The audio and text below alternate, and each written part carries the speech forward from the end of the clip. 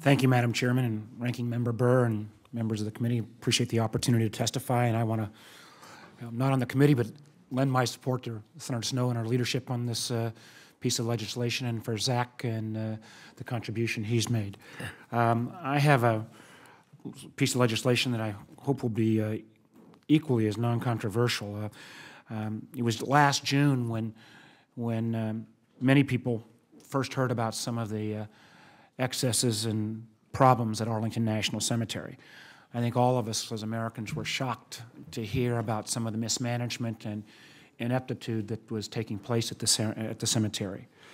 On top of what had already been reported earlier this year, there were media reports that there had been a practice going on at Arlington Cemetery where the last two superintendents had been in effect reserving grave sites for their friends. Now, Army procedures since basically 1962 had been that when somebody had fallen, they would go through an appropriate burial procedure and they would in effect get the next slot. Unfortunately, what was taking place was the superintendents were going out and having a secret reservation list. Some general might come in and say, I want that spot underneath that tree over there. And because there were no record-keeping techniques, that slot would be reserved. Astonishingly, the Army's own Inspector General came up with a report in the early 90s that said this practice was ongoing, yet nothing was done about it. So in late March, I filed legislation in the Senate to once and for all end the improper system of reserved grave sites at Arlington. The legislation passed overwhelmingly in the House 3 weeks ago, and I appreciate the support of House Chairman Runyon and Ranking Member McNerney. Obviously, this is an issue that knows no party and has no cost involved. The legislation we are discussing will codify Army regulations that ban reserving grave sites and provide accountability and transparency to the process with a full audit and report back to Congress. It will also direct the Army to fully investigate and report back to Congress within 180 days on the number of plots that may have been set aside in violation of Army policy. What we're simply saying is that the Arlington managers must follow the rules. Again, some general or somebody that's a friend of the superintendent shouldn't be able to jump the line in front of any of our other service brave men and women who've served. I think this past procedure has been offensive to not just veterans, but any American, and this small piece of legislation will correct it once and for all. I'd only like to make one other comment. I know we've got Senator Whitehouse here, but this circumstance at Arlington, and I know this committee has looked at it and other committees have looked at it, but it really is still an ongoing challenge. When we found the first reports that not only of misplaced remains, but that in effect what the record system was 3x5 cards, and we were not only one fire, but we were one spilled cup of coffee away from destroying where all of the records of the remains were at Arlington. So the Army said that they were going to work on this.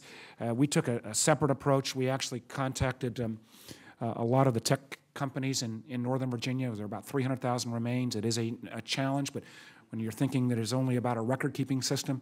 And we got about 20 companies to come together under the Northern Virginia Technology Council on a pro bono basis.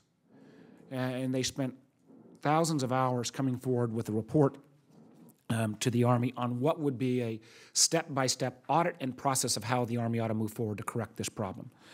Secretary McHugh received our report and said they would work with the tech community. It doesn't cost a dime. We did it all pro bono.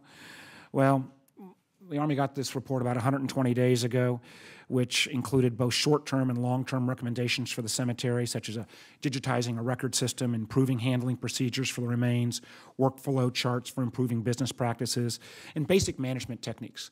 I'd love to say that the Army, in that 120 days, has implemented these actions.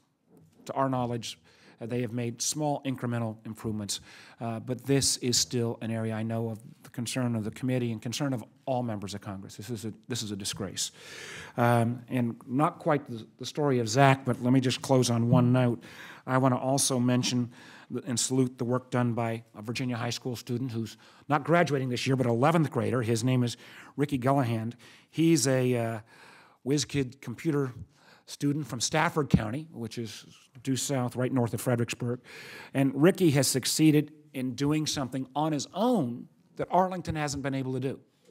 So he went out and with his own little computer started to digitize where all of the remains for all the Iraq and Afghanistan veterans were. Now, the Army spent $8 million on IT contracts and haven't been able to accomplish this so far. Ricky, with his computer and just access to public records, has created the preserveandhonor.com site, and it's gotten some national news that catalogs where all of these Iraq and Afghanistan veterans are buried. So if Ricky can do this in 11th grade with his home computer, and the Army ought to be able to do with millions of dollars of resources and appropriate management to try to get this job done correctly once and for all, so we never again have to read about these kind of stories. One small step we can take in that direction today is making sure we put to a final end this practice of jumping the line and having the superintendent reserve a gravesite for a friend or some ranking official. Both of those are blots on the honor of Arlington. We in the Commonwealth of Virginia are proud that for the last 130 years we've been the site of what is truly a hollow ground for our whole nation, and my hope is that the committee will act upon this small piece of legislation, and I thank the committee for your attention and apologize about having to stepping out.